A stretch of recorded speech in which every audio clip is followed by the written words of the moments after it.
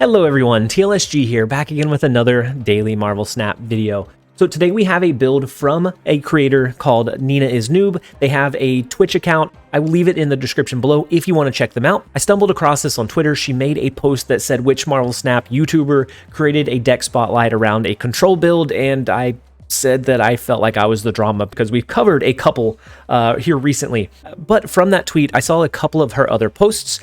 And from her Snap Battles decks, I saw this one, and I titled it Just Dino because it is just a Devil Dino deck.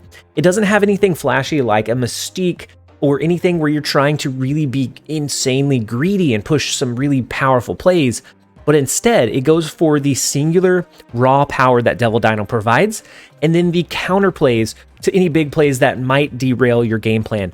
So the Cosmo is great against junk decks, it's great against Thanos, it's great against Galactus. The Arrow is all over the place. If you're running a deck, the odds are it most likely has arrows. Her value is just insane. And then what I thought was really cool and kind of solidified this for me was the Dr. Doom. So right now I see a lot of Storms, I see a lot of Death Wave, I see a lot of Spider-Man, and Dr. Doom is a way that we can push some really good value for a 6-cost card. It pushes 15 power worth of stats onto the board, albeit across 3 different lanes, but that's kind of ideal against certain matchups. If you get outpaced in a Storm lane, then you can push power over there. If you run into a Sanctum Sanctorum, you can sneak 5 power over there. A lot of times that can be enough to win you the game, especially if you drop your Devil Dino on 5. And before that, you had dropped maybe a Cosmo into the Devil Dino lane to make sure that that is protected, and then you do your Dr. Doom in the last lane.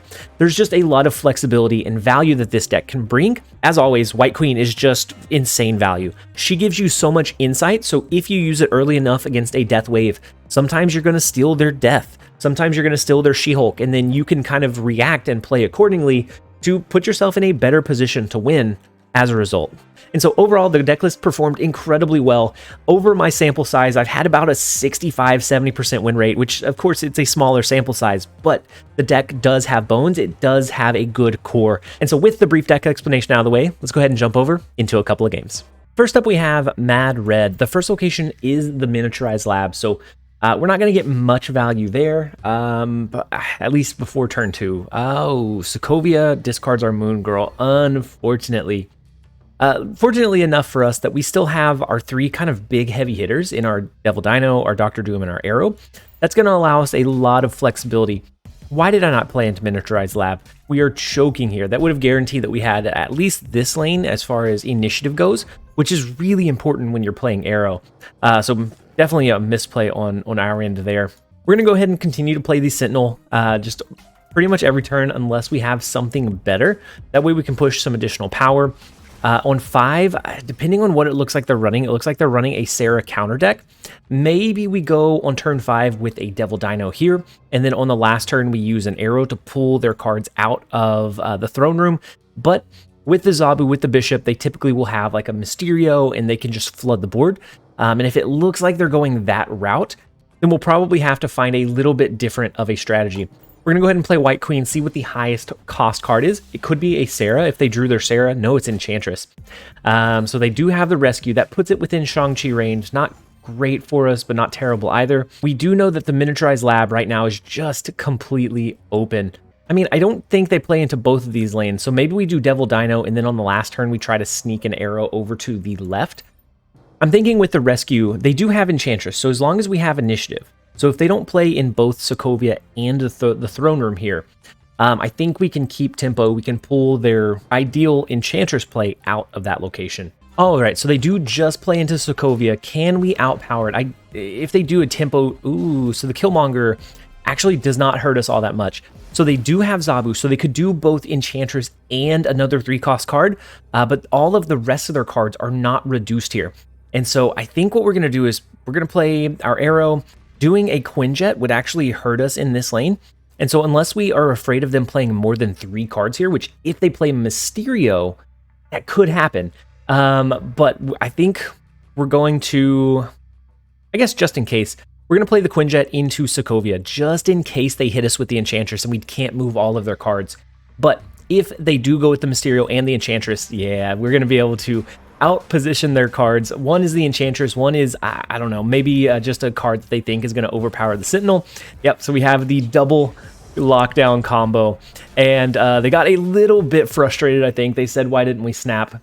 Because we wanted to see that one play all the way out. We wanted the 2 cubes, and honestly, you could have done the Enchantress and the Mysterio, and it would have kind of made it difficult for us to guarantee where the cards went. So we will go ahead and take the 2 cubes. Let's go ahead and jump over into the next one.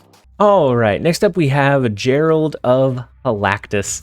I always enjoy it. They even use the title. You can't see it on the screen, but they even use the Herald of Galactus title. So it always makes me smile or giggle just a little bit when I see him.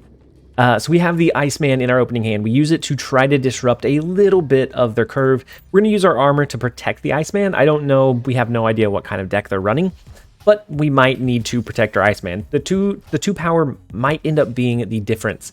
So they use a Daredevil, and so they'll be able to see what we play on turn 5. It could be a Galactus deck. It could be a lot of different things at this point. I think we're going to start with the Cosmo into Atlantis. If it does look like they're pushing for Galactus, we do have Arrow, and we can always pull that over to the left. They do a Lizard, so that still supports a Galactus play line. If they do Wave would have to be what they end up going with. We're going to do a White Queen to try to get some insight into what their highest cost card is. If we get Galactus, we know very well what you're running, my friend. You're running the Galactus. Ooh, so they use an Electro.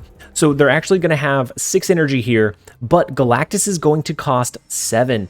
So they're not able to play him this turn. They're not able to do something cheeky like a Leech or a Dr. Doom to pull all of our resources into Atlantis. I'm going to go ahead and we're going to split our power differential. We're going to do Lizard to the left, Quinjet to the right. We have pretty good chance of drawing into a 1-cost card next turn. So we have the 3 Vibraniums in our deck that we could use alongside the Arrow. We want to make sure that whatever they do this turn, they're not going to be able to position themselves in a way to win with Galactus going into the final turn of the game. And so they play over to the left. Interestingly enough, I'm curious, the Spider-Man play. And so that pushes them up to 12, us down to 7. If we do our Dr. Doom here, we can actually push the 5 here, which will bring them down to 9. And then we might still be able to win the Atlantis lane as well. So if they do Galactus there, that's going to be a 7-power Galactus. Right now they outpower it, but Dr. Doom would allow us to maintain our win. I think the Dr. Doom is just our value here. If they go with the Galactus, that's fine. That's not going to win them. We win the Dark Dimension lane. They do sneak Atlantis, but that is not quite going to be enough. The Dr. Doom is just such a good utility card. Especially with cards like Spider-Man and Storm kind of lifting up in the meta, it can sneak away those games that you may have otherwise lost. So we will go ahead and take our 2 cubes. Let's go ahead and jump over into the next one. All right, next up we have Mellow. My bad. I've been trying to stop the haul, right? It frustrates some people, so I've been trying to cut it out. But at this point, it's like so ingrained into when I start a game that it's hard to stop. But I am working on it, guys. Mind you, I do take your feedback into consideration, and I am working on it. We get our Iceman in our opening hand. I almost think we play our Agent 13 over to the right. I don't like flooding too many cards into one lane too early, and I also don't want to play it into Warrior Falls because it could easily get destroyed. So we're going to take a risk. If this last location is bad, there's still a chance that Los Diablos Space destroys it. And so we will see the Raft. Okay, so that is good. And we're actually going to get some Agent 13 value with our Ironheart. That's going to give us 2 cost, 6 power onto the board, which is pretty big. We will definitely take it. The Warrior Falls location does get destroyed, so we get some advantage there. So all that they have played at this point is armor. We could either Moon Girl, which is going to copy our Devil Dino. We could do a massive Devil Dino on 5, potentially another one on 6. Or we could end up going with White Queen, which will give us some insight into what they're playing. I think we're going to go Moon Girl. I think this turn right here, we're going to get all of the information that we need as far as what kind of deck they're running. So the Wave is kind of scary right alongside the armor because they... Okay, well, I mean, it is what it is, I guess. So do we play White Queen now? Do we waste one of our Devil Dinos? Because if they play Galactus, it's going to be hard to react. If they play Galactus, they play it over into the left lane. And then at that point, we pretty much just lose. Let's do the Devil Dino to the right. We're going to get the free card regardless of if they Galactus or not. And so then we can at least use that resource for free on the last turn of the game. Professor X lockdown into the ruin location is very smart. Oh no, we can't. We don't have arrow. We can't pull the cards over. Can they beat 21 power in the raft? I think that's going to be difficult for them. We do have the Devil Dino. We have the Hela. If they have a Shang-Chi, then that puts us... Actually, no, we're fine because the Hela's under that limit. Let's go ahead and lock in this play. We do get the retreat after the armor into wave into Professor X lockdown. Just not enough initiative to find a way to bring it home. And so we will go ahead and take our 1 cube victory. Let's go ahead and jump over into the next one. All right, next up we have Bane Juan. And they are always a formidable match every single time we face up against them. I always know that they're going to be running something really, really solid. I actually got the idea from the Jane Foster Lockjaw deck that we ran a couple weeks ago from them, and so very solid foundational player. I think we're going to go armor here. I don't know. We don't have a great move. Lizard is not great because most likely these lanes are going to be capped out. We do get 2 Devil Dinos, so that is going to be big. We can do the Cosmo to stop any kind of Shang-Chi, Enchantress, and then we go into turn 7. We go into overtime. We do get Moon Girl, so we can duplicate our Devil Dino. We're going to have 2 really, really large Devil Dinos. We're going to skip here. We could do Cosmo. If it bounces over into Plunder Castle, then we could use our Moon Girl naturally. Or we could just try and hope that both of them go over there. But we're going to go for the more kind of guaranteed play line. And so next turn, we will have 6 cards in our hand. Whenever we duplicate them, it will duplicate the Dr. Doom and the Devil Dino. And so then we can make sure that we're going to have 2 dinos to use. They use the Polaris and move our armor out of limbo and in. Okay, that's fine. Everything works out in the end. So they have the Zabu, the Polaris. I can expect maybe an Enchantress at some point, maybe a Shang-Chi at some point. But we can do double Moon Girl. We do have a couple of extra turns. So we could do a singular Moon Girl. Next turn we could do a double Cosmo to make sure that they can't pull or destroy or Enchantress our Devil Dino. Ooh, okay, so the Enchantress comes down early, actually. Interesting. Are they planning to destroy the Limbo location, I wonder? Oh, they have a Hawk. Okay, so that is a massive Hawk you have, my friend, and then we just made ourselves, or forced ourselves into not being able to draw this turn. Feels bad. They won't be able to play here. They probably have an arrow play at some point, I would imagine, but we're going to need to draw as many cards as we can going into these last couple of turns. They have the massive powerhouse of the Hawk, but he's going to get weaker every single turn. We do have 2 more turns to play here. So I think we're going to... Do we spread our power a bit? We can guarantee that one of our dinos goes over to the left. They won't be able to play their arrow over there. They're going to be really restricted in the Plunder Castle after this turn. Now, they could have a Magneto, and that would pull... I guess just the Moon Girl over. I think we're okay. Oh no, what do we do? Are they changing Limbo? They're changing Limbo. Oh no, they completely took us. Oh my gosh.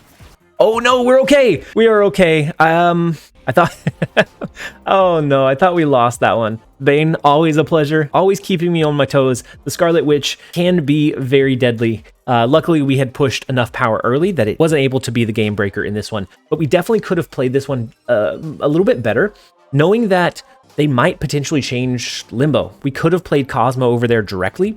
We could have also played our second Devil Dino, knowing that they couldn't play Arrow to the left. It wasn't going to pull anything over to the right. We had a couple of ways we could have played and maneuvered that a little bit better. But let's go ahead and jump over into the next one. Next up, we have Kane, and we actually just lost against Kane. We did what we thought was going to be a big brain play because Atilin was going to shuffle our cards into our deck. We played in Cosmoed our own Sentinel, our own Agent 13, so we couldn't get those resources back into our hand. And they're playing a Thanos deck, and they absolutely demolished that location, and along with it, our hopes and dreams. So this time, they're actually not going to be able to play their stones. Okay, with Quinjet, they can play them into the Crimson Cosmos, which is a little bit scary. That's not great either. The Onslaught Citadel is the last location. That's not fantastic for us. We're going to play or hide our Lizard into the Dark Dimension. Now, if they play something like Soulstone, that's effective twice. If they play the Power Stone, that's effective twice. So there is the Soulstone, the Time Stone. So we'll have 5 energy here. They could do... I don't like it. I don't like it at all. They could do a leech here. And if I was them, I would leech into this lane, but we cannot stop that with a Cosmo, unfortunately. We're going to do Cosmo into... and we flip after they do anyways. We're going to go ahead and double down with Moon Girl. That way, if we do draw into our... okay, they do use the leech, but they use it in the right lane, interestingly enough. So our cards are leeched. We knew that that was likely coming. But we get the Quinjet value, so our cards, our 6-cost cards are now 4. Just, it would have been phenomenal had that leech not came down. We could do the Dr. Doom early. We can do the leechless arrow, or the leeched arrow, not the leechless. So we're going to go ahead and throw a few of our leeched cards onto the board. Agent 13 is going to give us a little resource, a little boost, a little boom. Hopefully we draw into our Devil Dino. For the final turn, we could play Devil Dino to the right. That's going to be a massive Devil Dino. The wave is still interesting because we have the Quinjet, which is still going to reduce those cards. And so now our Dr. Doom is even cheaper. Our resource from Agent 13 is cheaper. And we do draw into the Devil Dino. That is beautiful. So they could do Arrow here, right? But if they do Arrow, that's fine. We still win the left lane. And we probably win the right lane with just that alone. So do we do Dr. Doom as well? Oh, we can't play it here. Do we do Dr. Doom to the left along with the Devil Dino to the right? Do we do a Cable to steal one of their cards, help boost our Devil Dino back up? They can't move any cards out here. So I'm actually leaning more towards the Dr. Doom here. If they use an arrow, that's fine. It won't move it over here because we're going to cap this one out. If they use an arrow here, fine, because we're going to cap this one out. I think the wave here was a mistake. It could be a death wave maybe. But we're winning in the middle location right now. So they use the Chavez and the She-Hulk. Definitely not going to be enough to overcome just all of the power we flood. We already had the Crimson Cosmos locked down. We then still swing the Dark Dimension, the Crimson Cosmos, and the Onslaught Citadel. That one feels good. It is only for 2 cubes. I haven't been playing this one aggressively. Out of 7 games, we lost 2. And that's with the very base Devil Dino value package, which is just incredible. And overall, the deck list feels very flexible. It feels like it can counter a lot of the common decks right now and just has some phenomenal value that it can provide. And so overall, that is where we're going to go ahead and end the video. I hope that you guys enjoyed the video. If you did, make sure to leave it a like and a comment down below. And as always, this has been TLSG. Later, guys.